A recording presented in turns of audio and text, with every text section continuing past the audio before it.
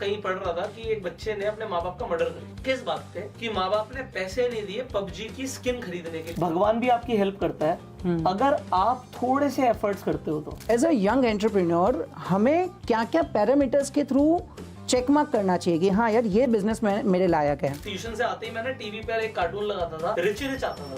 तो इसी तरीके से कोई मुझे आज बोल दे रियल एस्टेट में क्रैश आ रहा है, मैं ही सबसे बड़ा बायर हूँ। 12th में 16 साल का था, तो 16 साल की उम्र हो गई है और इसके बाद क्या, कल एग्जाम में क्या होगा इसकी इतनी परवाह नहीं है। और मैं सीधा प्रॉपर्टी डीलर से स्कूल की ड्रेस में मिलने चला गया। बस करना मुझे 10 लाख चाहिए। हो सकता है आपके पिताजी के ऊपर कोई लोन चल रहा हो जो तुम्हें बता भी नहीं रहे।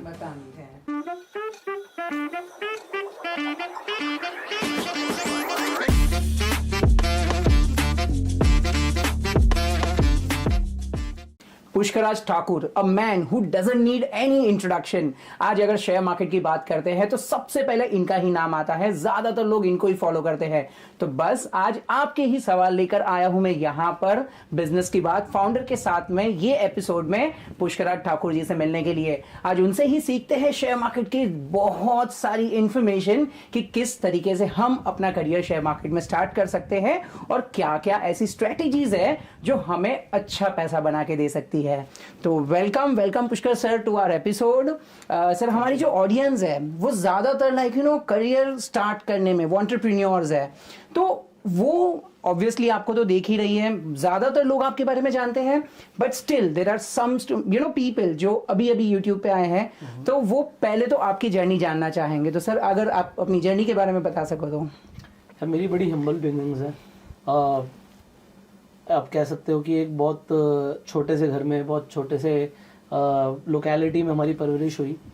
पैसे नहीं होते थे, बहुत सारे सपने बहुत बड़े बड़े थे।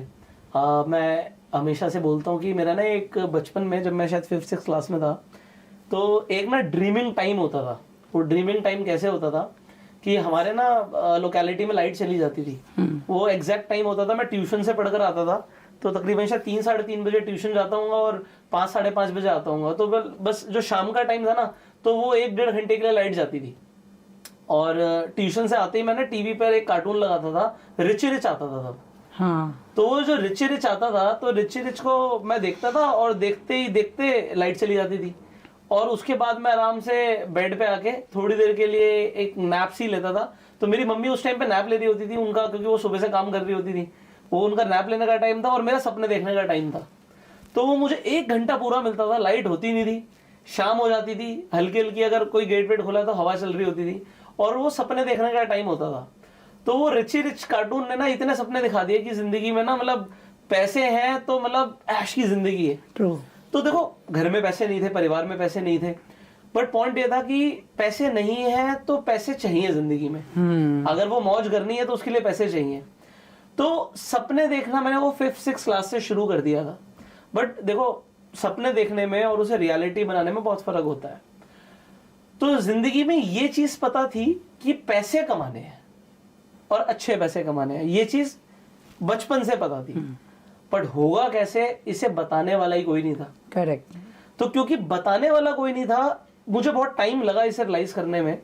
तो करते करते एक ऐसा टाइम आया कि जब बोर्ड का आखिरी एग्जामिनेशन था 12वीं क्लास में, 12th क्लास का जो आखिरी एग्जामिनेशन था, उसके बाद अपने आप से पूछा कि यार अब तो स्कूल खत्म हो जाएंगे, अब क्या करेंगे। ठीक है, एंट्रेंस एग्जाम दे दिए, उसे वो 12th का रिजल्ट आने में उस टाइम पे शायद 3-3.5 महीने का टाइम था बीच में। तो इन 3-3.5 महीने में क्या करेंगे। तो ज्यादातर बच्चे क्या होते थे कि मतलब उन्होंने बहुत पढ़ाई करी है, अब वो मतलब नानी क्या जाएंगे, घूमने जाएंगे, वैष्णो देवी जाएंगे। गरीब लोग जो होते हैं, मतलब जैसे मैं बोलूँ ना, तो ज्यादातर पिलग्रिमेजेस ही जाते हैं। ट्रू। ठीक है, मतलब कि हमारे माँ बाप हमें ना, मतलब स्विट्जरलैंड तो लेके जाते नहीं थे, मतलब वही मैं ऊटी मनाली भी नहीं जाता था, हम वैष्णो देवी जाते थे।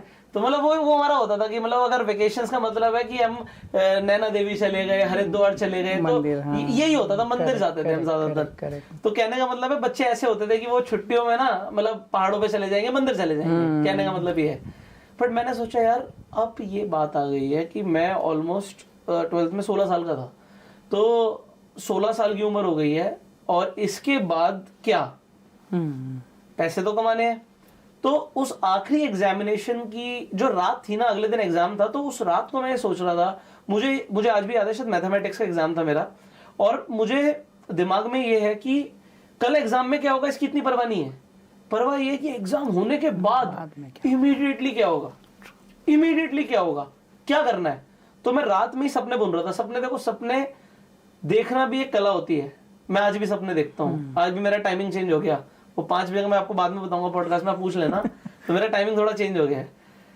तो खुली आंखों से सपने देखने वाला इंसान, रात में भी मेरे को फिर नींद नहीं आ रही थी। मुझे ये था कि कल से क्या किया जा सकता है। तो पहले ये सोचा कि भाई मैं ट्यूशन पढ़ा सकता हूँ। अच्छा, मेरे से कौन पढ़ेगा यार, मैं तो अभी सिर्फ 12th अभी पास भी नहीं किया, रिजल्ट भी नहीं आया हाथ में। अभी 12th पास हो, फेल हो, टॉपर हो क्या, कुछ हो ही नहीं। तो मेरे से कौन पढ़ेगा। बट मैंने कहा यार मैं 6 क्लास तक के बच्चों को तो पढ़ा लूंगा, उसके लिए मेरे से कौन ही पूछ रहा है। ठीक है, अच्छा ये 6 क्लास के बच्चे कहाँ से मिलेंगे यार। मैं ना पैम्फलेट छपवा दूंगा होम ट्यूशन की।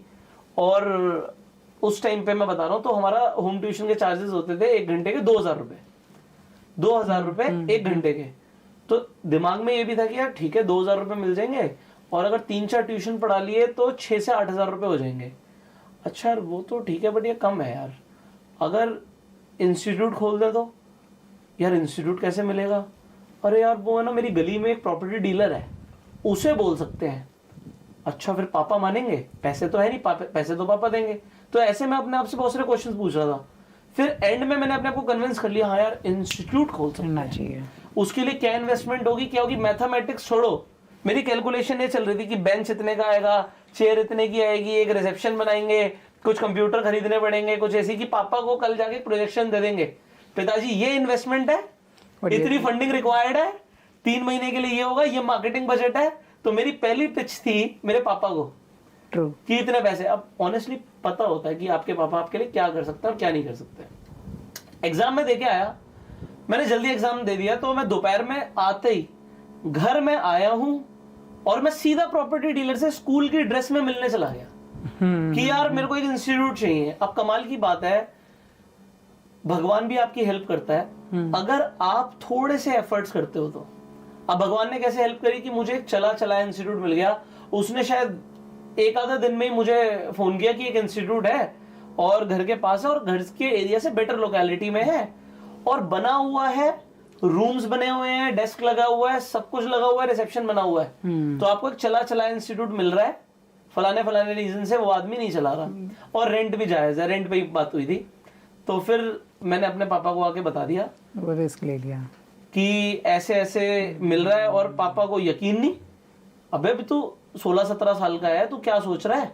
शायद मैं 17 भी होंगे, मतलब एग्जैक्ट 16 से 17 साल के बीच की एज थी वो। तो मैंने ये बोला कि पापा ऐसे ऐसे है।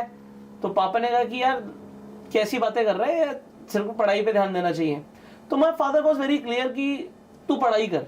देखो मेरे पापा बहुत ज्यादा नहीं पढ़े लिखे, उन्होंने ग्रेजुएशन भी नहीं करी, बट उन्होंने हमेशा से क्या देखा कि जो बच्चे पढ़ लिख लेते हैं वो गवर्नमेंट सर्विसेज में निकल जाते हैं, सिविल सर्विसेज में निकल जाते हैं, आईएएस ऑफिसर बन जाते हैं, तो वो बहुत अच्छे से रहते हैं। मेरे पापा पढ़े लिखे नहीं थे, बट उन्हें ड्रेसिंग सेंस बहुत अच्छा था बचपन से। मतलब अगर मेरे पिताजी किसी पार्टी में जाते थे तो प्रॉपर टाई लगा के, शूज जिस कलर के हैं उसी कलर की बेल्ट है, पॉकेट स्क्वेयर लगा के, ब्रोश लगा के, वो उस तरीके से जाते थे। मतलब उनका काम तो था ज्वेलरी का, बट वो ड्रेसअप होते थे लाइक एन ऑफिसर। तो उन्हें वो ऐसा लगता था कि मेरा बच्चा भी ना ऑफिसर बने और वो भी रैंक 1 ऑफिसर बने। इस तरीके से उनका मतलब बचपन से था कि वो मुझे एक आईएएस ऑफिसर देखते थे। तो उन्हें किसी ने गाइड किया था कि अपने बच्चों को इंजीनियरिंग कराओ, उसके बाद वो नौकरी करना चाहता तो कुछ टाइम नौकरी करे, अगर नहीं करना चाहता तो उसे सिविल सर्विसेज के लिए तैयारी कराओ, और उसके बाद अगर वो आईएएस ऑफिसर बन जाएगा तो तुम्हारी जिंदगी सेट है। और फिर उन्हें ये भी समझा दिया कि आईएएस नहीं बन पाएगा तो यार आईआरएस ऑफिसर होते हैं, आईएफएस ऑफिसर होते हैं, और भी होता है रैंक, कुछ तो हो ही जाएगा। करेक्ट। तो उनका विजन बिल्कुल क्लियर था कि मेरा बच्चा ऑफिसर बनेगा। अब वो तो कुछ चाहते थे और मैं बचपन से रिच देख रहा था। अब ये दोनों चीजें मैच नहीं होती, बताता हूँ क्यों। लोगों को लगता है अगर हम आईएएस ऑफिसर बन जाएंगे हम बहुत पैसे कमा लेंगे। यार अगर आप देश की सेवा करना चाहते हो ना, इससे बढ़िया कुछ नहीं है। बट आप पैसा कमाने के लिए आईएएस ऑफिसर बनना चाहते हो, अगर आपके बैक ऑफ द माइंड में वो है तो फिर आप कोई ना कोई गलत काम कर दोगे। तो अगर आप देश की सेवा करना चाहते हो तो आप ऑफिसर बनिए, आप आईएएस ऑफिसर बनिए, आप किसी भी गवर्नमेंट जॉब में जाइए, बहुत अच्छी बात है। उससे क्या आप देश की सेवा भी करेंगे और गवर्नमेंट आपको इतना रिइंबर्स करती है कि आप एक अच्छी जिंदगी जिएंगे। वो आपको कई सारी सुख सुविधाएं भी देती है। भाई आईएएस ऑफिसर के पास गाड़ी होती है, उसके पास नौकर चाकर होते हैं, उसकी लाइफ अच्छी होती है। और सबसे बड़ी बात क्या है, पावर होती है। वो बहुत अच्छी चीज है, बट वो पावर होती है to bring the change in the society, not to fill your pockets. True, so true, है ना। ये गवर्नमेंट अगर आपको एक रिस्पॉन्सिबिलिटी देती है, इसके साथ पावर देती है। एब्सोल्युटली। और अगर आप ये सोच रहे हो कि मैं यार ये सब करके पैसे कमाना चाहता हूं, तो मेरा मानना ये है कि आप why not you choose to become a businessman. आप पैसा कमाओ, आप टैक्स दो, उससे भी तो देश का विकास होता है। Absolutely, yes. अगर आज हम रतन टाटा जी की बात करें, आज हम अंबानी जी की बात करें, अडानी जी की बात करें, आज हम बड़े बड़े इन्वेस्टर्स की बात करें, राधा कृष्ण दमानी जी की बात करें, जो इंसान अच्छा पैसा कमा रहा है, क्या वो देश में कंट्रीब्यूट नहीं कर रहा? 100% कर रहा है। अपने लिए भी कर रहा है, देश के लिए भी कर रहा है। Yes, yes. क्योंकि आपको मैं बताता हूँ, बिजनेसमैन का फर्स्ट पार्टनरशिप होती है गवर्नमेंट के साथ। अगर बिजनेसमैन पैसा कमाएगा तो गवर्नमेंट छोड़ेगी नहीं, तो वो साइलेंट पार्टनर है आपके साथ। और गवर्नमेंट भी चाहती है। आज स्टार्टअप्स को इतना एंकरेजमेंट क्यों मिल रहा है? गवर्नमेंट क्यों एंकरेज करेगी? क्योंकि उसे पता है भाई स्टार्टअप बड़ा बनेगा, वो पैसा कमाएगा तो पूरा इकोसिस्टम बनेगा। पूरा इकोसिस्टम बनेगा, लोगों को जॉब्स मिलेंगी। जॉब में भी जो पैसा कमा रहा है वो भी टैक्स देगा। एब्सोल्युटली। कुछ खरीदोगे तब भी टैक्स जाएगा। और तुम पैसा कमाओगे तो हमें पैसे कैसे नहीं दोगे? 100%। तो मुझे ये चीज समझ आती थी कि यार ultimately you choose to become what you actually want. आपको चाहिए क्या? तो अगर एंड रिजल्ट है कि पैसे चाहिए तो फिर तो बिजनेस करना पड़ेगा, क्योंकि और कोई ऑप्शन नहीं है। बट क्या किया जाए? तो चलो मैंने अपना पहला इंस्टीट्यूट शुरू किया। सो लॉन्ग स्टोरी शॉर्ट, मेहनत करी लाइफ में, 1 इंस्टीट्यूट, 2 इंस्टीट्यूट, 3 इंस्टीट्यूट खोले, उसमें कुछ सक्सेस मिली, कुछ पैसे कमाए, कुछ पैसे कमा के थोड़ा डाइवर्सिफिकेशन किया। बीच में सोचा और क्या किया जा सकता है, मेरे पास खाली टाइम है। तो ये सब मैं कॉलेज के साथ कर रहा था। मेरा दिल्ली यूनिवर्सिटी में एडमिशन हो गया था, मैं सुबह कॉलेज जाता था। तो उस टाइम पे मुझे लगता था 2 बजे तक मैं नहीं हूँ, तो मैंने कुछ एम्प्लॉयज को हायर कर रखा था। उससे पहले वो इंक्वायरीज हैंडल कर लेते थे, और इंस्टीट्यूट का बिजनेस 2 बजे के बाद ही चलता है। तो मेरा बिल्कुल परफेक्टली हिसाब हो गया था। और 2 बजे के बाद की क्लासेस में छोड़ देता था। अटेंडेंस इतनी रखनी है जितने में टीचर कुछ ना बोले, एग्जाम में आराम से बैठने दे। फोकस वो है भी नहीं। हाँ, अपना वो फोकस नहीं है, बट ठीक है। पढ़ाई अगर हम कर रहे हैं तो अच्छी करनी है। वो सब करने के बाद अल्टीमेटली जो फोकस था उसके ऊपर चीजें काम होने लग गई, कुछ पैसे हम कमाने लग गए। So by the age I was 18, I was earning more than my father. तो मैं घर से पैसे लेता नहीं था, घर में देता था, और उस दिन के बाद से हमेशा मैंने दिए ही हैं। सो लाइफ में फिर और अपॉर्चुनिटीज ढूंढी। I was into sales and marketing, मैंने बहुत सारे और काम करे, चीजें सीखी। और धीरे धीरे करके क्या होता है ना, आप कम एज में जब शुरू कर लेते हो ना, तो आपकी ना रिस्पॉन्सिबिलिटीज कम होती हैं। ये लोग बहुत कम समझते हैं। जो आदमी 25 साल की एज में कमाना शुरू करता है और आदमी जो 18 साल की एज में कमाना शुरू करता है, उसमें फर्क क्या होता है मैं आपको बताता हूँ। 18 साल की उम्र में आप कमाते हो, आप जोड़ सकते हो, आप उससे एक्सपैंड कर सकते हो, आप रिस्क ले सकते हो, क्योंकि आपके ऊपर अभी शादी नहीं हुई है, बच्चे नहीं है। बट 25 साल का आदमी जब कमाना शुरू करता है, आपने ग्रेजुएशन करी, पोस्ट ग्रेजुएशन करी, अब जाके जॉब लगी, तो 27-28 साल में आपके घर वाले पीछे पड़ जाते हैं, अब तो बुढ़ा हो गया है, शादी कर ले चुपचाप से, सही है, बहुत हो गया, अब तो तू सेटल हो चुका है, सही है। अब 27-28 साल में शादी हो गई, मतलब 1-2 साल ही कमाया उसने। जो कमाया होता है उतना दिखावे में शादी में लगा देता है। ट्रू। शादी हो गई, फिर पता भी नहीं लगता, बच्चे हो जाते हैं, और फिर क्या होता है, फिर उस आदमी की अपनी जिंदगी खत्म हो जाती है। उस आदमी की जिंदगी, उसके बच्चे, उसका परिवार बन जाता है। और 80% लोगों की लाइफ ऐसी चलती है। फिर अब अपने लिए कपड़ा नहीं खरीदेगा, अपने बच्चे के लिए खरीदेगा, उसकी स्कूल ड्रेस खरीदनी है, उसे ये याद आएगा कि यार ये पैसे खर्च करने की जगह बचा लेते हैं। और जिंदगी कब निकल जाती है आंखों के सामने से नहीं पता लगता। तो ज्यादातर लोगों की कहानी ये है। मैं लोगों को बोलता हूँ स्टार्ट अर्ली। उसका फायदा क्या है, 18-19 साल के अगर आप हो, 20 साल के आप हो, तो आप लाइफ में रिस्क ले सकते हो। 5-6 साल अगर आपको मिल गए ना, तो उसमें आप जो कमा रहे हो उसे री इन्वेस्ट कर सकते हो, अपना लाइफस्टाइल इंप्रूव कर सकते हो, अपने ऊपर इन्वेस्ट कर सकते हो, 10 चीजें सीख सकते हो। आपको लगता है यार ये मुझे नहीं आता, नए लोगों से मिल सकते हो। You are too young to commit mistakes. Correct. ज्यादा से ज्यादा क्या होगा, 20 साल में कमाया, 21 साल में कमाया, 22 साल में सब खत्म हो गया, दोबारा शुरू कर ले यार। Correct correct correct. कोई बिजनेस किया, फेल हो गया, फिर शुरू कर ले। बट अगर आप सोचते हो कि मैं 40 साल में जाके करूंगा, पहले मैं 15 साल नौकरी करूंगा, पैसे जोड़ूंगा, फिर मैं 40 साल में बिजनेस करूंगा, you are too late. Reason ऐसा नहीं कि हो नहीं सकता। भाई KFC के फाउंडर ने कहां पे शुरू किया है, हमें पता है, हमारे पास स्टोरीज बहुत है। स्टार्ट अर्ली के एडवांटेजेस बता रहा हूं मैं। इफ यू स्टार्ट अर्ली तो एडवांटेजेस क्या है। तो मुझे वो एडवांटेज मिल गया लाइफ में। उससे क्या हुआ, जब मैंने पैसे कमाए तो मुझे लास्ट में जाके एक चीज समझ आई, अब पैसे तो जुड़ने शुरू हो गए, क्या किया जाए, इसे इन्वेस्ट करना है।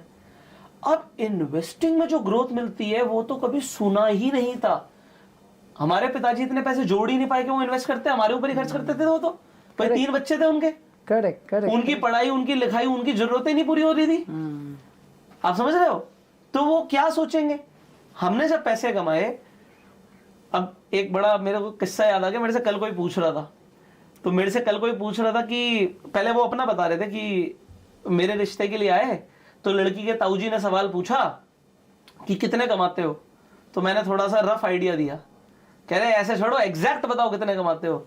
मैंने कहा मैं तो आपको ये भी नहीं बता सकता। मेरे से क्या पूछा था? कह रहे क्या पूछा था? मैंने कहा मेरी वाइफ के एक ताऊजी नहीं है, कई सारे ताऊजी हैं। तो मेरे ऑफिस में 20 लोग देखने आए होंगे कम से कम मुझे। तो मेरी लव मैरिज थी, बड़ी मुश्किल से हुई है। तो मेरे से पहला सवाल पता है क्या पूछा गया था? अभी 15 तारीख गई है, एडवांस टैक्स की डेट गई है, कितना एडवांस टैक्स भरा है? अच्छा, मतलब मेरा सवाल ये था। और कमाल की बात है, मुझे एडवांस टैक्स के बारे में हाल फिलहाल में ही पता लगा था। उससे पहले तो एंड में होता था कि देख लेंगे भाई। तो कहने का मतलब क्या है कि आप जैसे जैसे ग्रो करते हो ना, you learn a lot of things. अब जैसे मैंने एडवांस टैक्स वाली कहानी बोल दी, ये चुटकुला हो सकता है कई सारे लोगों के लिए, बट ज्यादातर लोगों को पता ही नहीं होता। पहले तो टैक्स ही नहीं पता होता, फिर एडवांस टैक्स तो बहुत दूर की बात। कहाँ की बात। So start early, then making investments. तो इन्वेस्टमेंट से क्या होता है, जैसे एग्जांपल की बात है, covid and pre covid time में मैंने रियल एस्टेट में इन्वेस्टमेंट शुरू किया। अब आपको क्या समझने की एक, मतलब लोगों को क्या समझने की जरूरत होनी चाहिए, इन्वेस्टमेंट से क्या लीप मिलती है लाइफ में, ये समझो। आपने कोई 1 करोड़, एग्जांपल 1 करोड़, ठीक है, कुछ भी हो सकता है, 10 लाख हो सकता है, 1 करोड़ हो सकता है, एग्जांपल है। और वो किसी भी इन्वेस्टमेंट में, शेयर मार्केट में भी लोगों को ग्रोथ मिली है, रियल एस्टेट में भी मिली है, तो मैं एग्जांपल दे रहा हूं, मैं इन्वेस्टमेंट की बात कर रहा हूं, वो अच्छी जगह पे कहीं भी हो सकता है। तो आपने कहीं पर 1 करोड़ की इन्वेस्टमेंट करी, और आपने इन्वेस्टमेंट करी, और आप देखते हो कुछ ही टाइम के अंदर वो इन्वेस्टमेंट 2 करोड़ की हो गई। उस 1 करोड़ को बनाने में आपको कई साल लगे थे। एग्जाम्पल 10 करोड़ को बनाने में कई साल लगे थे, बट 10 के 18 6 महीने में हो गए, मतलब 10 के 20 6 महीने में हो गए, 1 साल में हो गए, 2 साल में हो गए। तो वो पैसा मल्टीप्लिकेशन जो है ना, वो नेक्स्ट लेवल गेम है। ट्रू। और वो जो 20 के 40 होते हैं ना, या 1 के 4 होते हैं, वो लोगों को, जिसने इन्वेस्टमेंट करी नहीं, उसे समझ ही नहीं आया, क्योंकि आम आदमी को 1 करोड़ कमाने में जिंदगी भर लगता है। बट आप देखो, जो एक्चुअल में अमीर लोग बनते हैं वो इन्वेस्टिंग से बनते हैं। हम कहते हैं अरे यार क्या है ये, इसके दादा परदादा ने जमीन खरीदी थी इसलिए आज इतना उछल रहा है। अरे जमीन खरीदी तो थी, सही बात, इन्वेस्टमेंट तो करी थी, इन्वेस्टमेंट करी थी इसलिए बढ़ गया। मुझे आज भी याद है, मैं गोल्ड में इन्वेस्टमेंट कर रहा हूं जब से गोल्ड 30,000 के भाव पे था, शायद उससे भी कम, मतलब 25-27 हजार के भाव से मैं इन्वेस्टमेंट कर रहा हूं। आज गोल्ड क्या हो गया मुझे फर्क नहीं पड़ता, मैं आज भी इन्वेस्टिंग करता हूं। इसी तरीके से रियल एस्टेट में प्री कोविड कर रहा हूं, प्री कोविड के बाद ऑल ओवर इंडिया में उछाल आया है। ऑल ओवर इंडिया में रियल एस्टेट के प्राइसेस डबल ट्रिपल हो चुके हैं, ज्यादातर अच्छी जगहों पे, हर जगह पे नहीं होते, बट क्योंकि वो जो रियल एस्टेट मार्केट है बड़ी सब्जेक्टिव होती है, अलग अलग लोकेलिटी के हिसाब से चलती है, बट अच्छी जगहों पर पैसा बड़ा है। बट हम आज कौन सा रुक रहे हैं, उसका मैं एक छोटा सा कॉन्सेप्ट बताता हूं, सो दैट लोगों को इन्वेस्टिंग की नीड समझ आए। यार जमीन लिमिटेड है, भगवान ने उतनी ही दी है। आप लोग मार्स में जाके लेंगे तो एक अलग बात है, सही बात है, ठीक है, बट जमीन उतनी है। आपके बच्चे हो गए, हाँ, कितने बच्चे हैं? एक है। कल को वो भी जमीन खरीदेंगे, yes. उनको भी नीड आएगी। यहां पर जितने लोग सुन रहे हैं, कई सारे लोगों की शादियां नहीं हुई होंगी, शादी होगी, बच्चे होंगे। इंडिया के पास यंग पॉपुलेशन ज्यादा है, पॉपुलेशन एक्सप्लोड होगी, उन्हें रहने की जगह चाहिए। आजकल हर आदमी बोलता है मुझे अपना स्पेस चाहिए, ट्रू, अपना स्पेस चाहिए, मैं रहना चाहता हूँ, बड़ा घर में रहना चाहता हूँ। घर मुंबई में आप रहते हैं तो घर ऐसे बनते हैं, है ना, हमारे नॉर्थ में अभी घर ऐसे ही हैं ज्यादातर, बट ऐसे भी होने शुरू हो गए हैं, है ना। तो ये वाली चीज तो मुंबई में खत्म हो चुकी है, एब्सोल्युटली, और इंडिया में भी होती जा रही है। एक ही चीज है, मैं रियल एस्टेट की जगह बोलता हूँ सिंपल, मैं बड़ा देसी आदमी हूँ, मैं बोलता हूँ जमीन खरीद, मैं बोलता हूँ लैंड। मेरे पास एक भी अपार्टमेंट नहीं है भाई, सॉरी, मैं इतना अमीर ही हूँ, बट मैं अपार्टमेंट बनाता हूँ। ठीक है, कहने का मतलब है मैं बिल्डर फ्लोर्स बनाता हूँ बट मैं उसे इन्वेस्टमेंट नहीं समझता, वो गाड़ी की तरह है। करेक्ट। आपको गाड़ी का शौक है, आप खरीदते हो, आपको अपार्टमेंट का शौक है, आप खरीदते हो, बट वो डेप्रिशिएट होता है। लैंड एप्रिशिएट होती है। मैंने बचपन में पढ़ा था लैंड हैज जीरो डेप्रिसिएशन, और मैंने अपने माथे में ना उसे छाप लिया था कि land has zero depreciation. Land की डेप्रिसिएशन नहीं होती। अगर आप व्यापार कर रहे हो, लैंड के ऊपर इमारतें खड़ी करो और उन्हें बेचो और नई लैंड खरीदो। सही बात है। और अगर आप इन्वेस्टमेंट कर रहे हो तो लैंड खरीदो और भूल जाओ। एक बार खरीद ली तो बेचनी नहीं है। तो आज मेरी लाइफ में मुझे सेफ्टी और सिक्योरिटी फील होती है। रीजन, मेरे पास इतनी लैंड है कि मेरा और मेरे बच्चों का काम अच्छे से चल जाएगा। राइट। और बाकी आने वाली जनरेशन के लिए मेहनत थोड़ी बहुत कर ही रहे हैं। सो इन्वेस्टमेंट इसी तरीके से मैं बताना चाहता हूँ कि लैंड कम है, लिमिटेड है, इन्वेस्ट करना चाहिए। बट अब हर आदमी कहेगा मैं लैंड में तो इन्वेस्ट नहीं कर सकता। Correct. क्योंकि लैंड का जो स्टार्टिंग में आपको प्राइस पे करना पड़ता है वो हर किसी की पॉकेट अलाउ नहीं करती। तो जो एंट्री बैरियर है वो बहुत हाई है। सो अब मैं स्टॉक्स पे आ जाता हूँ। अच्छे स्टॉक्स लिमिटेड है, ठीक है, अच्छी कंपनियां लिमिटेड है, और कंपनी के स्टॉक्स भी होते हैं वो लैंड की तरह ही लिमिटेड होते हैं। एग्जाम्पल है 100% है, 100 है, 100 मान लो। अब कोई बेचेगा तभी तो कोई खरीदेगा। सही बात है। बट अब लोग बढ़ते जा रहे हैं। हर आदमी सोचता है मैं SIP करूं, म्यूचुअल फंड करूं, ETF में इन्वेस्टमेंट करूं, वो सब डाल के स्टॉक्स में पैसा डाल रहे हैं।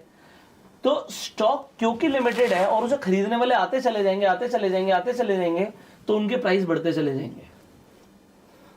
आपने कभी सुना कि सोना कभी सस्ता हुआ? नहीं। इसी तरीके से अच्छे स्टॉक्स कभी सस्ते हुए, निफ्टी कभी बहुत सस्ता हो गया। वो गिरता है तो हमेशा खरीदने का टाइम आता है। राइट। इसी तरीके से कोई मुझे आज बोल दे रियल एस्टेट में क्रैश आ रहा है, मैं ही सबसे बड़ा बायर हूँ। मतलब इतना बड़ा नहीं हूँ, कहने का मतलब है मैं बायर बैठा हूँ कि मेरे को पता है अगर मेरे को सस्ते में मिलेगी तो मैं खरीदूंगा। अगर मुझे पता लगेगा निफ्टी गिर रही है तो हर गिरने पे, हर डिप पे मैं खरीदने के लिए रेडी हूँ, और मैं खरीदता ही हूँ। यही मेरा उसूल है जिंदगी का कि ऐसी चीज जिसने लाइफ में बढ़ना है, या तो देश बर्बाद हो जाएगा। और कमाल की बात है हम एक देश में इन्वेस्ट नहीं करते। ट्रू। लोग कह रहे हैं चाइना बर्बाद हुआ पड़ा है। अब कोई कुछ भी बोले, मैं तो इन्वेस्ट करता हूं भाई। अब चाइना इतना नीचे आ गया, बॉटम आउट हो गया, मेरा इन्वेस्टमेंट चाइना में होना शुरू हो गया। लोग कह रहे थे जापान बेकार है। लोग कह रहे थे कि भी नैस्डैक गिरता जा रहा है, यूएस मार्केट गिर रही है, ये एप्पल का शेयर ये सब बेकार है। मेरा इन्वेस्टमेंट तब भी चल रहा था। So you diversify. जब गिरे खरीद लो। बट अभी क्या कि यहां पर थोड़ी सी चीजें सीखने वाली है। एक लोग स्टॉक्स खरीदते हैं और हम ETF खरीदते हैं, इसमें फर्क होता है। स्टॉक जीरो हो सकता है। आप लोगों को या तो म्यूचुअल फंड्स में इन्वेस्ट करना चाहिए या ETF में इन्वेस्ट करना चाहिए। ETF क्या होता है थोड़ा? ETF का मतलब होता है एक्सचेंज ट्रेडेड फंड। तो मैं क्या कहता हूं, मैं रिलायंस पे बेट नहीं कर रहा। हो सकता है रिलायंस यार इतना बढ़ गया और ना बढ़े, बट मैं इंडिया के टॉप 50 शेयरों पे बेट कर रहा हूं। वो हो गए निफ्टी 50, इंडिया के टॉप 50 शेयर। या मैं बोलता हूं एक स्मॉल कैप के शेयर्स होते हैं, बट स्मॉल कैप में क्या ग्रोथ भी बहुत जबरदस्त आती है और पिटते भी बहुत जबरदस्त है। बट मैं कहता हूं स्मॉल कैप के 250 बेस्ट। तो मैं स्मॉल कैप के 250 शेयर्स एक बार में खरीदना चाहता हूं, तो मैं उसका ETF खरीद सकता हूं। तो एग्जांपल, आपने कोई ETF खरीदा 100 रुपए में और वो 250 कंपनियों में इन्वेस्ट करता है या 100 कंपनियों में इन्वेस्ट करता है, तो आपका 100 रुपया 100 कंपनियों में लग गया, डिवाइड हो गया। तो इससे आपका रिस्क कम हो जाता है। और जब उन 100 कंपनियों के शेयर सस्ते भाव में मिल रहे हैं, मतलब ETF गिरा हुआ है, हम उसे खरीद लेते हैं, जिसे हम बोलते हैं buying on dip strategy. True. मेरे अभी तक के करियर में मुझे ETF को खरीदना और ETF को डिप्स में खरीदने से बढ़िया स्ट्रैटेजी इन्वेस्टिंग की नहीं मिली है। और मैं दुनिया को एक ही चीज बोलता हूं कि आप जो मर्जी कर लो। पहली बात तो ये वॉरेन बफे साहब ने बोला था कि भाई अच्छे फंड्स, उनने बेट लगाई थी एक फंड हाउस से कि भाई तुम S&P 500, standard and poor 500 US का इंडेक्स है, तो उसमें यूएस की टॉप 500 कंपनी आती हैं। वो ये कहते हैं कि उस फंड हाउस से जो बेट लगाई, तो उन्होंने बोला कि तू हमारे 500 कंपनियों के इंडेक्स की रिटर्न को भी बीट नहीं कर पाएगा, और वो फंड हाउस हार गया। तो वो 500 कंपनियों की जो टॉप परफॉर्मेंस है ना, उसे बीट नहीं कर पाता, इंडेक्स की रिटर्न होती है। इसे बोलते हैं पैसिव इन्वेस्टिंग। हम सिर्फ इंडेक्स में इन्वेस्ट करते हैं। मैं कहता हूं आप इंडेक्स में ही इन्वेस्ट करो, बट इंडेक्स को भी गिरने पे खरीदो ना। अगर आप इंडेक्स को गिरने पे खरीदोगे ना तो आपके रिटर्न को कोई म्यूचुअल फंड टच भी नहीं कर पाएगा। करेक्ट। हमें मतलब हेज फंड्स, म्यूचुअल फंड्स, कोई बड़े बड़े फंड हाउसेस, अगर आपको उनसे compete करना है तो आप पैसिव इन्वेस्टिंग करो। पहली बात तो वही आउट परफॉर्म नहीं कर पाते, और उन्हें भी टिप्स पे खरीद लो। आपसे बढ़िया इन्वेस्टर नहीं है कोई। मेरी जर्नी यही है कि भाई पैसे कमाए, इन्वेस्ट करें, और आज उसे ग्रो करने के बारे में सोच रहे हैं। ये छोटी सी जर्नी है। ट्रू ट्रू ट्रू सर, बहुत बहुत इंस्पायरिंग जर्नी है आपकी। तो स्टार्टिंग करें सर, जब भी आपने बताया कि आपकी जर्नी 15-16 में आपने स्टार्ट की है, यू नो स्कूल से, 16-17 से जब भी आपने इंस्टीट्यूट चालू करने का सोचा, तो आज ज्यादातर लोगों को ये यू नो एक चैलेंजिंग काम लगता है। आपने तो चलो बता दिया कि आपके पेरेंट को, यू नो डैड को आपने सब बता दिया कि इतना इतना इन्वेस्टमेंट लगेगा और इतना रिटर्न होगा, लेकिन ज्यादातर लोग वो पेरेंट को कन्विंस नहीं कर पाते। बिजनेस आइडिया बहुत सारे लोगों के पास रहते हैं कि हाँ यार मुझे ये करना है, मुझे ये करना है, वो करना है, लेकिन हमेशा वो लोग डरते कि यार मेरे पापा ना बोलेंगे तो क्या। जैसे लाइक यू नो हम ये IPS IAS की भी बात कर रहे थे, तो ज्यादातर लोग ये रहते कि पेरेंट्स बोल रहे हैं कि नहीं बेटा तू ये कर ले, तो ठीक है, मम्मी पापा बोल रहे हैं तो मुझे करना पड़ रहा है। तो ये सिचुएशन को कैसे हैंडल करना चाहिए, मतलब पेरेंट्स को कैसे कन्विंस करना चाहिए, पहले आइडिया कैसे चूज करना चाहिए, एंड देन पेरेंट्स को कैसे कन्विंस करना चाहिए। देखो, भगवान का रूप अगर कोई है इस दुनिया में तो वो है हमारे माँ बाप। ठीक है, तो माँ बाप हमारे सामने हमारे साक्षात भगवान है। अब भगवान कभी नहीं चाहते कि तुम्हारा कोई बुरा हो, तो आपके माँ बाप कभी नहीं चाहते कि आपका बुरा हो। अब फर्क क्या है कि भगवान तो अंतर्यामी है, हमारे माँ बाप नहीं है। वो भगवान आगे का देख सकते हैं हमारे लिए। तो माँ बाप कोशिश करते हैं कि हमें ना हमेशा प्रोटेक्ट करें, संभाल के रखें, गलत ना हो हमारे बच्चे के साथ। और वो अपनी बेस्ट कोशिश करते हैं कि जितना उन्हें आता है, जितनी उनकी समझ है, जितना उन्होंने सुना है, जितना उन्होंने देखा है, उसके हिसाब से वो हमें गाइड करने की कोशिश करें। क्या वो गलत बोलते हैं जब वो आपको बोलते हैं पढ़ाई लिखाई कर ले, अच्छी नौकरी लग जाएगी, अच्छी छोकरी मिल जाएगी, तेरी लाइफ सेट हो जाएगी? वो उन्होंने देखा है कि अगर तू अच्छी पढ़ाई करेगा तेरे को अच्छा कॉलेज मिल जाएगा, तेरी प्लेसमेंट हो जाएगी, अगर तू गवर्नमेंट जॉब में चला जाएगा तेरी लाइफ सिक्योर हो जाएगी। और गवर्नमेंट जॉब के नाम से इंडिया में ज्यादातर जगहों पर माँ बाप अपनी लड़की का हाथ थमा देंगे। करेक्ट। खासकर अगर आप बिहार झारखंड चले जाएं, तो अगर आपके पास गवर्नमेंट जॉब है और एक तरफ कोई बिजनेसमैन है, तो बिजनेसमैन को नहीं पूछना भाई, ये गवर्नमेंट जॉब वाला जो है ना उसकी तो रिस्पेक्ट ही अलग है। 100% उनको नहीं मतलब तुम बिजनेस से क्या कमा रहे हो उससे मतलब नहीं है, उन्हें गवर्नमेंट जॉब है तो उसकी बहुत रिस्पेक्ट है। सो माँ बाप हमेशा हमारा सही चाहते हैं और आपको हमेशा माँ बाप की रिस्पेक्ट करनी चाहिए। एब्सोल्युटली। उनके डिसीजंस की भी रिस्पेक्ट करनी चाहिए। कभी कभी बच्चे क्या नहीं देख पाते, बच्चे, अभी मैं कहीं पढ़ रहा था कि एक बच्चे ने अपने माँ बाप का मर्डर कर दिया। किस बात पे? कि माँ बाप ने पैसे नहीं दिए पबजी की स्किन खरीदने के लिए। कोई स्किन होती होगी, मैंने कभी खेला नहीं है बट कोई पबजी में कुछ चाहिए था उसे, वो मतलब डिजिटल परचेज करनी थी, उसके लिए पैसे नहीं दिए, मर्डर कर दिया यार। आप समझ रहे बच्चे किस डायरेक्शन में जा रहे हैं। सो मैं सबसे पहले बताना चाहता हूँ अपने माँ बाप की रिस्पेक्ट करना सीखो। और अगर आज आप नहीं कर रहे ना तो आपको उसका रियलाइजेशन तब होगा जब आप माँ बाप बन जाएंगे। इंडिया में माँ बाप बनना बहुत आसान है, गरीब से गरीब आदमी माँ बाप बन जाता है तो इसमें क्वालिफिकेशन का कोई लेना देना नहीं है। तो आपको समझ आएगा कि आप अपने बच्चे के लिए क्या क्या करते हो और किस किस लिमिट तक जाते हो। एब्सोल्युटली। आप समझ रहे किस किस लिमिट तक जाते हैं। जो आदमी एक रेड लाइट पे पेन बेच रहा होता है ना, उसके भी घर में बच्चे होते हैं, उसको पेट पालना होता है। ट्रू। वो रात के 2 बजे खड़े होकर कोई नारियल बेच रहा होता है ना, उसके भी बच्चे होते हैं। तो माँ बाप अपना बेस्ट करते हैं। तो माँ बाप के पॉकेट के बारे में ना कभी कभी बच्चों को नहीं पता होता। आज आप अपने माँ बाप से बोलते हैं मुझे बिजनेस करना, मुझे 10 लाख चाहिए, हो सकता है आपके पिताजी के ऊपर कोई लोन चल रहा हो जो तुम्हें बता नहीं रहे। ट्रू। वो किस तरीके से तुम्हारी स्कूल की, कॉलेज की, ट्यूशन की फीस भर रहे हैं उन्हें ही पता है। वो जताना नहीं चाहते कि यार तेरे ऊपर स्ट्रेस ना है। और ये मुझे पता लगा जब मेरे पिताजी मेरे लिए कर रहे थे, तो उन्होंने कहा पैसे के बारे में तेरे को सोचने की जरूरत नहीं है, मैं हूं ना। और मुझे पता है कि उनके ऊपर क्या कंडीशन चल रही है। करेक्ट। कि उनका बिजनेस नहीं चल रहा, मुझे पता है। पर वो मुझे डांट रहे हैं कि तू पैसे के बारे में क्यों सोच रहा है, हम है ना, अभी तू पढ़ाई पर ध्यान दे।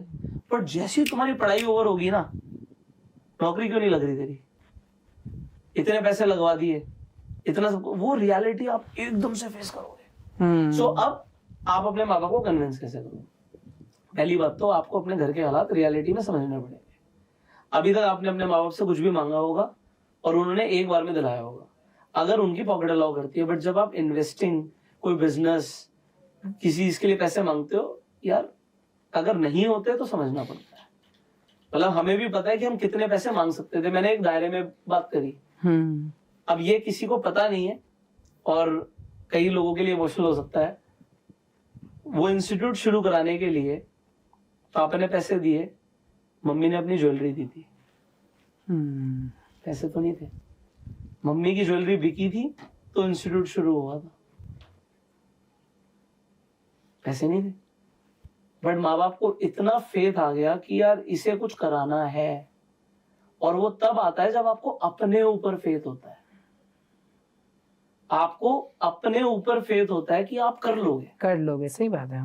तो आप अपने माँ बाप को कन्विंस कर लेते हो, और माँ बाप आपको रियलाइज नहीं होने देते कि भाई ये ज्वेलरी बेच के पैसे आ रहे हैं या कैसे आ रहे हैं। उन्हें अपने बच्चे से अच्छा कुछ नहीं लगता जिंदगी में, एब्सोल्युटली, कि ये कर जाए बस। तो ये चीजें आजकल के बच्चे कम समझते हैं। मैं बहुत लोगों को पूछता हूँ बिजनेस क्यों करना है आपको, एंटरप्रेन्योर क्यों बनना है, तो बोलते हैं यार फ्रीडम चाहिए, मुझे खुद का आइडिया चलाना है, मैं 10 लोगों को नौकरी पे रखूंगा, मैं उनको काम दूंगा, कोट वोट पहन के ऑफिस पे जाऊंगा। मतलब एंटरप्रेन्योरशिप को शायद उन लोग ने वो बॉलीवुड मूवी के जैसा समझ के रखा है। तो सर आपके ये जो स्टार्टिंग के फेज था, जब भी आपने बताया कि इंस्टीट्यूट आपने चालू किया 1 से 2, 2 से 4 किया, तो उस टाइम पे क्या क्या स्ट्रगल्स आपने फेस किए थे? ऑब्वियसली एक साथ इतनी सारी चीजें तो नहीं मिली रहेगी, क्या क्या स्ट्रगल्स फेस किए थे? ये मैं आपको इसलिए पूछ रहा हूँ क्योंकि आज हमारी ऑडियंस को भी पता चलना चाहिए कि जब ये आप बिजनेस चालू करते हो तो डे 1 से आपको सब कुछ नहीं मिलता है, धीरे धीरे धीरे धीरे सीखने मिलता है।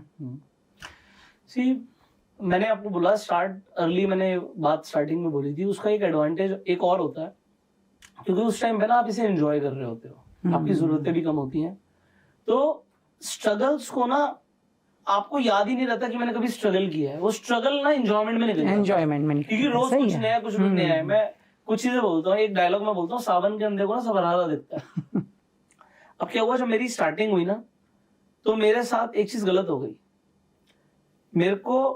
मेरा टाइमिंग इतना परफेक्ट था। टाइमिंग क्यों परफेक्ट था? इंस्टीट्यूट मिल गया, चलाया, पैम्फलेट डिस्ट्रीब्यूट करे, मेरी छुट्टी नहीं थी, सिर्फ मेरे एग्जाम ओवर नहीं हुए थे, दुनिया के एग्जाम ओवर हुए थे।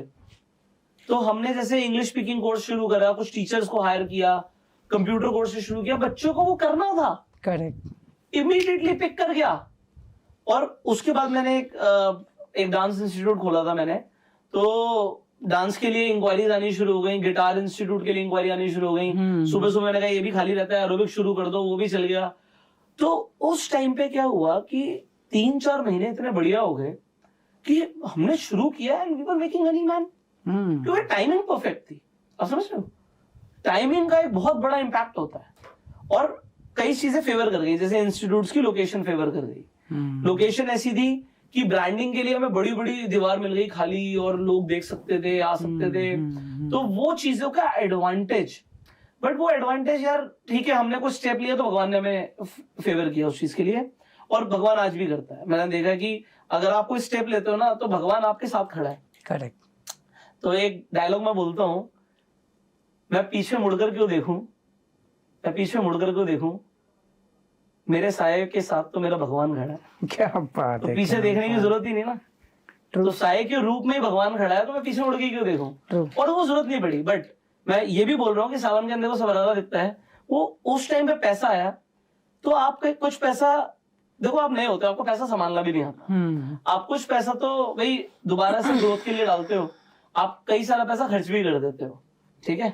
तो स्कूटी से बाइक ले ली, कुछ चीजें चेंज कर दी। बट फिर एक ऐसा फेज आता है बिजनेस का जब रेवेन्यू हिट होते हैं। कई लोगों के लिए तो इनिशियल स्टेज ही होती है, रेवेन्यू नहीं आ रहा होता।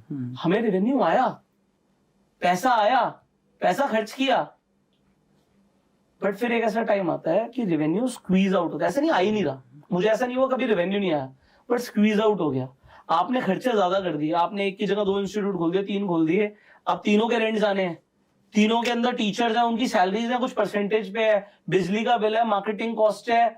अब किसी भी बच्चे का पैसा आ रहा है, तो आप ये सोच रहे हो कि यार इससे मैं मार्केटिंग करूं, रेंट दूं, ये करूं, वो करूं। अगर मार्केटिंग कर दूंगा तो और बच्चों का पैसा आ जाएगा, अगर नहीं करूंगा तो चलो इसका पैसा मैंने टीचर को दे दिया, फिर और पैसा कैसे आएगा? करेक्ट। तो बहुत छोटे लेवल पे बिजनेस किया था। करेक्ट।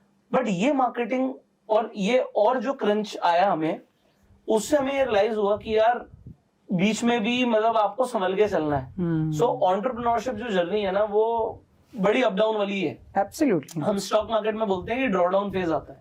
ड्रॉ डाउन क्या होता है? आप प्रॉफिट कमाते हो, फिर आपको लॉस होने शुरू होते हैं। तो आपके प्रॉफिट से लॉस आ जाते हैं। कभी कभी क्या होता है, इनिशियली वो ड्रॉ डाउन फेज होता है, किसी ने ट्रेडिंग शुरू करी और ड्रॉ डाउन का मतलब है कि लॉस पे लॉस, तो उसे लगेगा कि बेकार है, छोड़ दो, बट हो सकता है उसके बाद ही प्रॉफिट वाला जर्नी हो।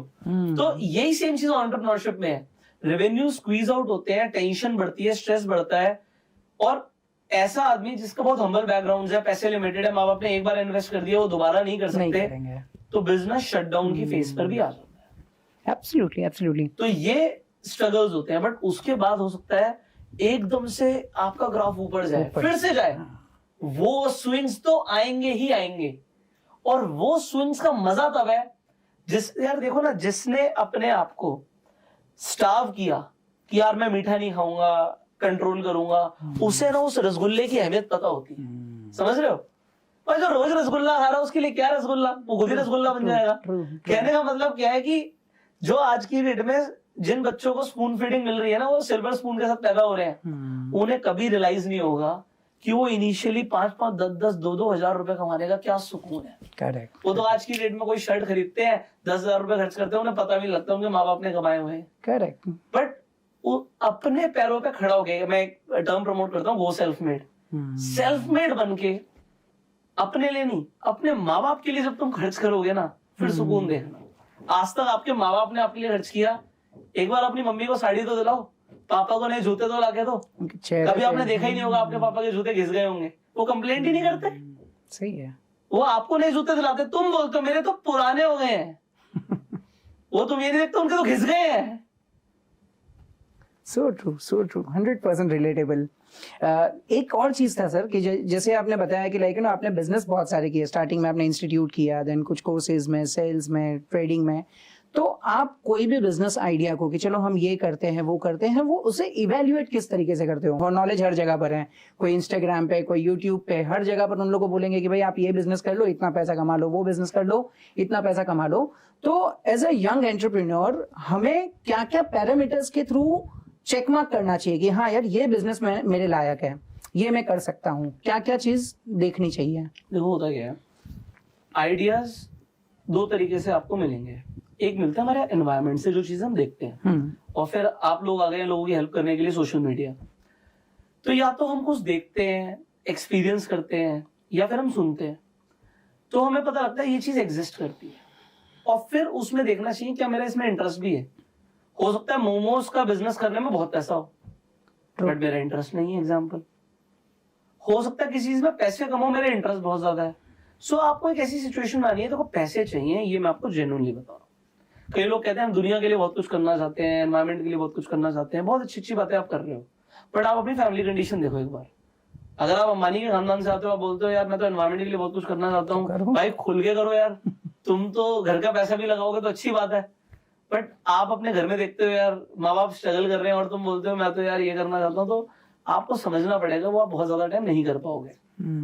तो आपका चाहे पैशन बहुत ज्यादा हो, कई बच्चों का पैशन होता है क्रिकेट। मैंने देखा है लोग इंडिया में स्पोर्ट्स बहुत अच्छा खेलते हैं, कई लोग तो इतने अच्छे हैं कि मेरे दिल से तारीफ निकलती है उनके लिए, मेहनत करते हैं बहुत, पर अल्टीमेटली ना उनका जो पैशन है ना वो प्रोफेशन नहीं बन पाता, क्योंकि वो पैसा नहीं कमा के दे पाता।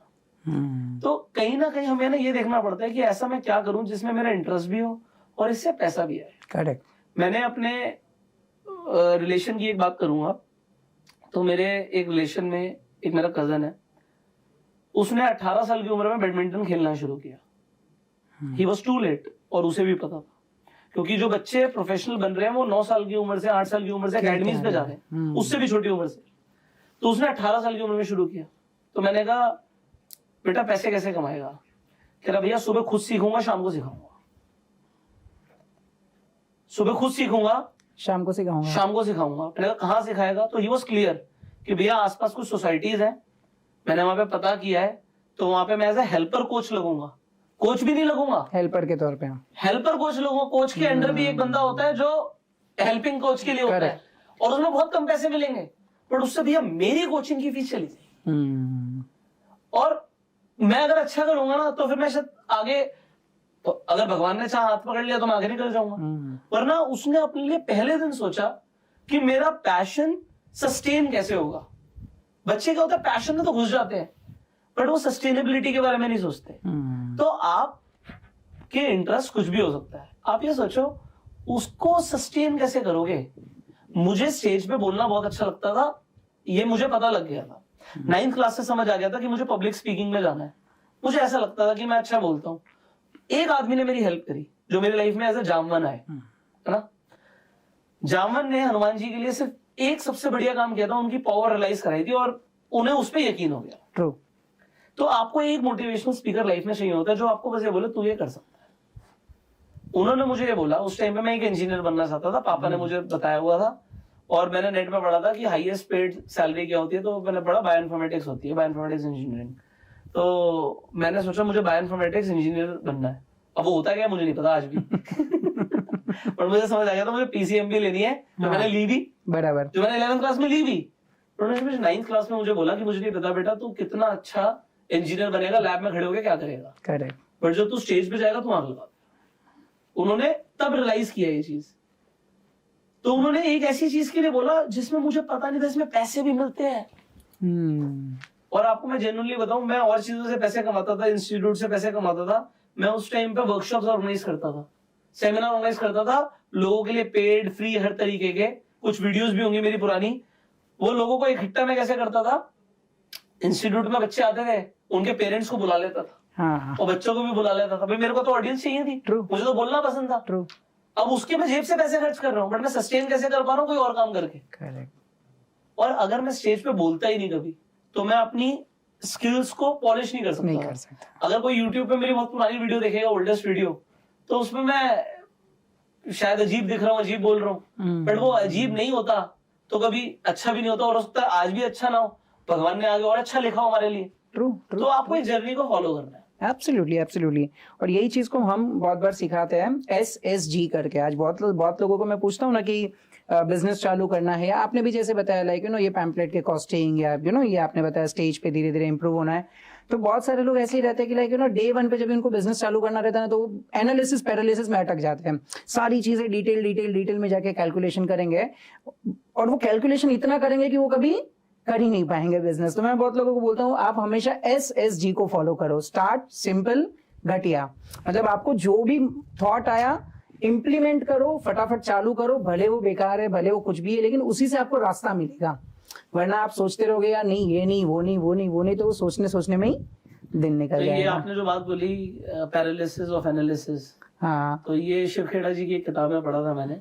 और जो आपने उसके बाद इम्प्लीमेंटेशन की बात बोली, तो मैं बोलता हूँ IQ बड़ा इंपॉर्टेंट है। अब ये IQ आपका इंटेलिजेंस क्वेश्चन नहीं है, ये इम्प्लीमेंटेशन क्वेश्चन है। करेक्ट। क्योंकि if you want to succeed fast you have to fail fast. True. अब बहुत सारी चीजों में मैं फेल हुआ हूँ। एग्जाम्पल, आज मेरी जो वाइफ है उसे मैंने प्रपोज किया था तो मैं वहां पे फेल हो गया था बट मैंने हार नहीं मानी भाई तो हार नहीं माननी है आपको, आपको अपने आप को इम्प्रूव करना है। मैंने उसके बाद एक ही सवाल पूछा है, इसने मुझे रिजेक्ट किया, क्यों, रीजन क्या है? आज के डेट में आप कैटरीना कैफ को जाके बोलोगे तो रिजेक्ट करेगी ना तो आपको बनना ऐसा पड़ेगा ना कि कैटरीना कैफ को भी विकी कौशल चाहिए। ट्रू।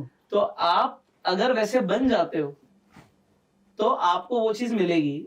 यार आज मैं फर्स्ट क्लास में ट्रैवल नहीं करता, मेरे पास प्राइवेट जेट नहीं है, तो आप ऐसे हो नहीं, बात खत्म। आज आप चलो इकोनॉमी से बिजनेस में पहुंच गए हो तो ठीक है, आप उसे डिजर्व करते हो, इसलिए आप वहां पे पहुंच गए हो। आप कोई ऐसा काम कर रहे हो कि जिससे आप उसे अफोर्ड कर पा रहे हो, पर ठीक है, मैंने जैसे बोला कि भाई मैं नहीं अफोर्ड कर पा रहा हूँ ऊपर की चीज, तो मेरे दिमाग में बिल्कुल क्लियर है, आपके पास मर्सिडीज इसलिए नहीं है क्योंकि आज आप ऐसा काम नहीं करते जिसके लिए आपको मर्सिडीज मिले। बात खत्म, दी एंड। मेरे पास रोल्स रॉयस नहीं है, मैं आज ऐसा कोई काम नहीं कर रहा जिसके लिए मुझे रोल्स रॉयस मिले। तो दुनिया आपको उतना देगी जितना आप डिजर्व करते हो। आपको बीवी बिल्कुल वैसी मिली है जैसी आप डिजर्व करते हो सर, मानना पड़ेगा। एब्सोल्युटली, ठीक है। आपको घर वैसा मिला है जैसा आप डिजर्व करते हो, आप मानो या ना मानो। आपका बैंक बैलेंस वही है जो आप डिजर्व करते हो। आपको डिजर्व से ऊपर 1 रुपया नहीं देगा भगवान। मैंने ये चीज लाइफ में रियलाइज कर ली है। मैं हाथ जोड़ के खड़ा रहता हूँ कि मुझे डिजर्विंग बनाओ, अपने आप तुम दे दोगे। अगर मैं डिजर्विंग होऊंगा तो मुझे दे दोगे, So अगर मैं ओलंपिक में फर्स्ट आना डिजर्व करता हूं तो गोल्ड मेडल गले में टंगेगा। टंगेगा ही टंगेगा। अगर मैं डिजर्व नहीं करता तो मैं लास्ट में खड़ा हूँ या तो ओलंपिक लिस्ट में नाम ही ना हो। Correct correct. अगर आप डिजर्व करते हो तो आपकी आईएएस के अंदर रैंक बनाएगी, अगर आप डिजर्व करते हो। करेक्ट। और तुम बोलो मेरी क्यों नहीं है, अभी तो डिजर्व नहीं करता। करेक्ट। बात खत्म। करेक्ट। इससे ऊपर कुछ है ही नहीं। आप जो डिजर्व करोगे आपको वो मिलेगा। तो आपको फोकस इस चीज पे करना है कि मुझे डिजर्विंग बनना है। अगर आप डिजर्विंग बनोगे तो हो सकता है नरेंद्र मोदी जी आपको बुलाएं, आपके साथ बैठे, क्योंकि आप डिजर्व करते हो। आप कोई ऐसा काम ही नहीं करते हो, क्यों बुलाएं? एक बात बस आ रही है, मैं अपने लिए सोचता हूँ और ये बड़ा थोड़ा सा इमोशनल हो सकता है। आप इस दुनिया में आए, बहुत अच्छी बात है। एक ड्रीम है मेरा कि जब वापस जाए तो तिरंगे में जाए। अब आप ऐसा कुछ करोगे कि जिसके लिए आप तिरंगे में जाओ तो आप जाओगे, हाँ। वरना तो चले तो सभी जाते हैं। Correct correct. तो आपको डिजर्व करना पड़ेगा। Super super super. सर एक चीज मुझे अगर आपको बतानी हो कि आपकी पूरी जर्नी में अगर आपको किसी को बताना हो कि ये एक स्किल है या एक ऐसी चीज है जिसके वजह से आज मैं यहाँ से यहाँ तक आया हूं, तो वो क्या चीज होगी? शायद दो हैं। तो एक क्या होता है कि आपको लाइफ में ना लोग चाहिए होते हैं। You do not know everything, you do not know everything, I don't know everything. लोगों के पास अलग अलग लोगों के पास अलग अलग एक्सपर्टीज होती है, आइडियाज होते हैं, थॉट प्रोसेस होता है। हर आदमी की ना एक अलग वेवलेंथ होती है ना। आप अभी कुछ टाइम पहले अश्विनी ग्रोवर जी से मिलकर आए। अब अश्विनी ग्रोवर जी की अपनी एक माइंडसेट है, अपना एक वेवलेंथ है। क्या वो महीने के 50,000 कमाने के बारे में सोच रहे हैं? कभी नहीं।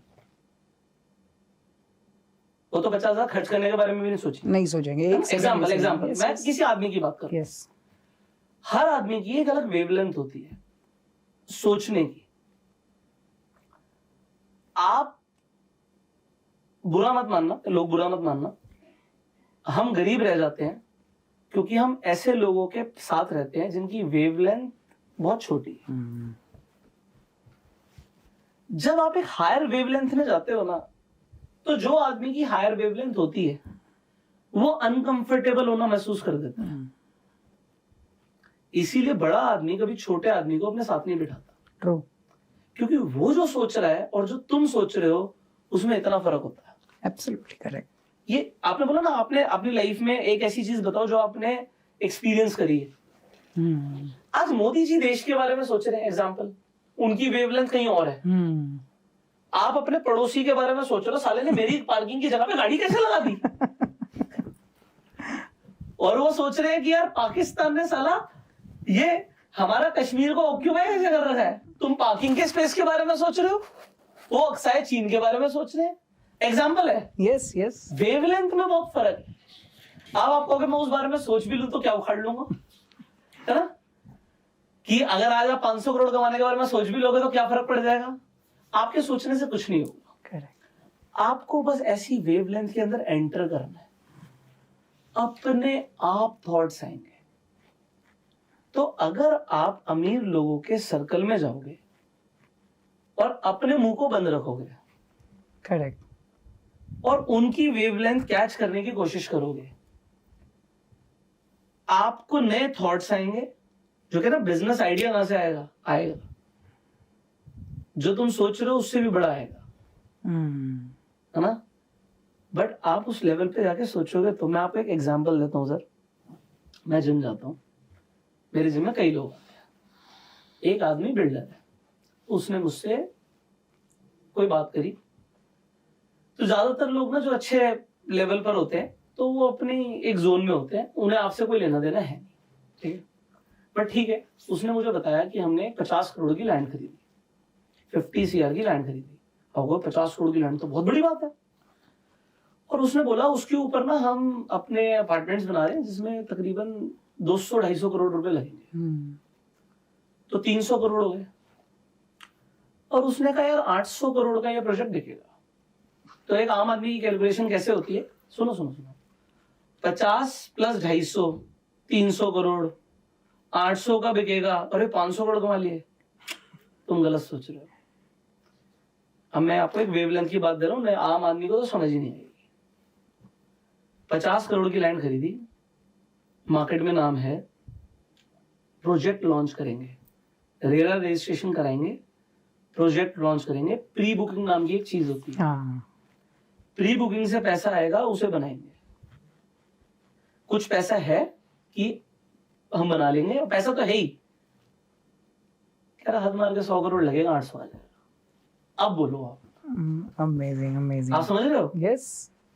अब इसके अंदर मैं और अंदर नहीं जा रहा क्योंकि समझ नहीं आएगा आम आदमी को, बट ये वेवलेंथ 100 से 800 बनाना, 700 करोड़ बना लिए उसने। कितने जन्म लगेंगे आम आदमी को, कितने जन्म लगेंगे? True true true. और बात कहां से शुरू हुई ये तो मैं बोलना भी नहीं चाहता, मेरी बेइज्जती हो जाएगी। मेरे को क्रेडिट कार्ड के ऊपर बिजनेस क्लास की टिकट्स फ्री मिलती हैं, तो उसके ऊपर कोई डिस्कशन दी कि क्रेडिट कार्ड के ऊपर बिजनेस क्लास की टिकट देखो फ्री मिली है, तो मेरे ट्रेनर ने उससे भी बात करी, दोनों को ट्रेन करता है। उनका आपको भी मिलती है? कह रहा मैं सोचते हैं इन छोटी मोटी चीजों के बारे में। बोलो। तो जब वो छोटी मोटी चीजों का सोचता ही नहीं तो भाई तू क्या सोचता है? आप समझ रहे हो? एक आम आदमी के लिए बिजनेस क्लास की टिकट भी बड़ी हो सकती है, बड़ी हो सकती है, और वो तो सोचते भी नहीं है। इसके मैं 50-60 हजार कमाने के बारे में सोचूंगा कि रिवॉर्ड मिल गया। ट्रू।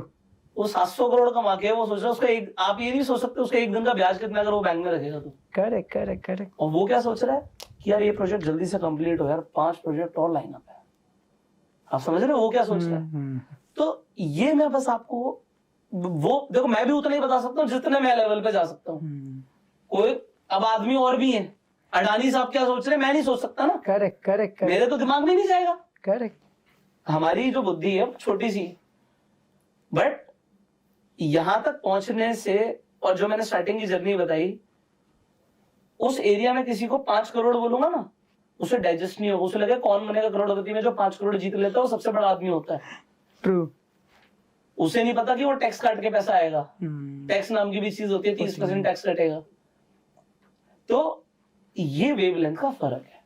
एब्सोल्युटली। जैसे जैसे आप अपनी वेवलेंथ को इंप्रूव करते चले जाओगे, you will become a different human being. Different मतलब आप, मैं कोई बहुत बड़ी बात नहीं करता, बट अगर आप मुझे 7 साल पहले सुनो, 5 साल पहले सुनो, 3 साल पहले सुनो, 2 साल पहले सुनो, 1 साल बाद सुनो, या 1 साल के बाद सुनोगे, मेरे दिमाग में एक चीज क्लियर है कि कॉन्टिन्यूस अपलिफ्टिंग थॉट्स चाहिए और मुझे अपने आप को बेटर करना है।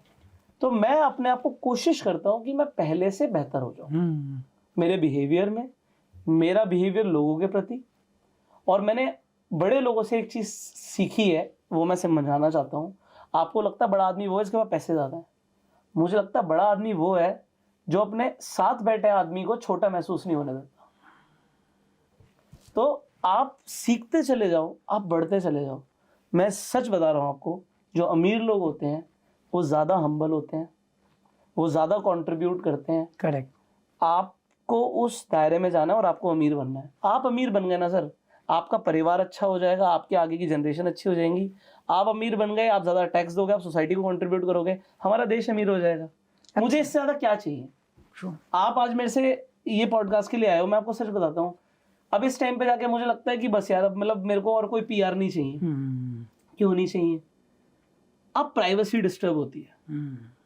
मैं स्विमिंग पूल में अपने बच्चों के साथ, वाइफ के साथ घूम रहा हूँ, कोई आके मेरे से पूछेगा अरे सर शेयर मार्केट में मेरा पोर्टफोलियो देखना है, मेरा प्राइवेसी हैम्पर हो रहा है ना। ट्रू। समझ रहे हो? अब उससे ज्यादा नहीं चाहिए। क्यों? अब उसका फायदा क्या है? Correct correct correct. अब मुझे और ज्यादा लोग जान भी जाएंगे तो मेरे को उससे क्या मिलना है? आप समझ रहे हो? एब्सोल्युटली। अगर आज मान लेते हैं इसमें से हमारा कोई वीडियो वायरल भी हो गया और मुझे लोगों ने जान लिया, सो अब मेरा कोई मोटिव नहीं है। समझ रहे हो? तो ये धीरे धीरे आपको समझ आएगा। इनफैक्ट ये भी मैंने देखा है, the best people they are in their zone, और उन्हें पता है वो क्या कर रहे हैं। They are clear with what they are doing. True. And they are enjoying life. True.